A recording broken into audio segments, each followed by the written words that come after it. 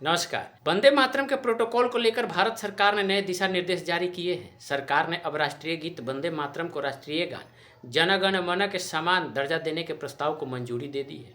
इसके बाद से बंकिम चंद्र चटर्जी रचित वंदे मातरम पर वही नियम और प्रतिबंध लागू होंगे जो अभी राष्ट्रगान के लिए है। ऐसे में आइए अब जानते हैं कि आखिर अब वंदे मातरम के गायन को लेकर क्या क्या नियम होंगे और नियम का पालन न करने पर क्या कार्रवाई हो सकती है।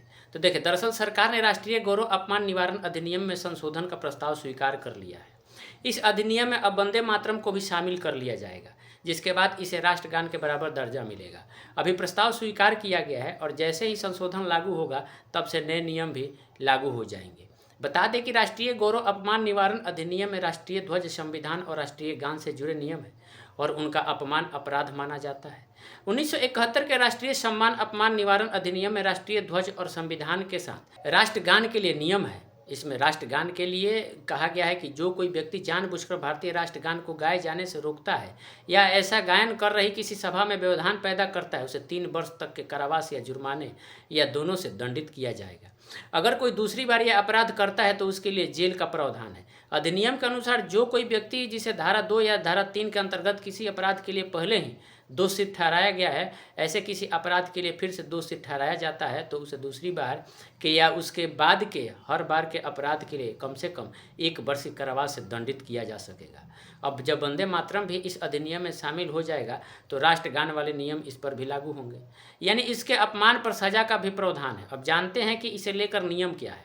दिशा निर्देशों के अनुसार वंदे मातरम का संपूर्ण आधिकारिक संस्करण जिसमें 6 श्लोक हैं और जिसकी अवधि लगभग 3 मिनट और 10 सेकेंड है, इसे प्रमुख राजकीय समारोहों के दौरान प्रस्तुत या बजाया जाना चाहिए।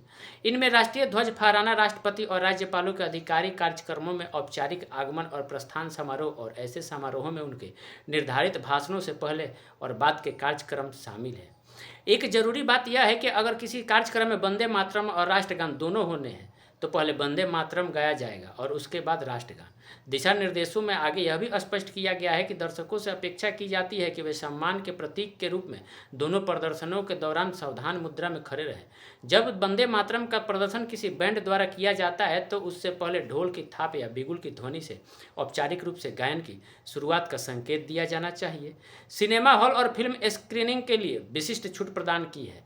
फिल्म के साउंड ट्रैक के हिस्से के रूप में वंदे मातरम बजाए जाने पर दर्शकों को खड़े होने की आवश्यकता नहीं होगी। बाकी इस पर आपकी क्या राय, आप हमें कमेंट करके ज़रूर बताएं।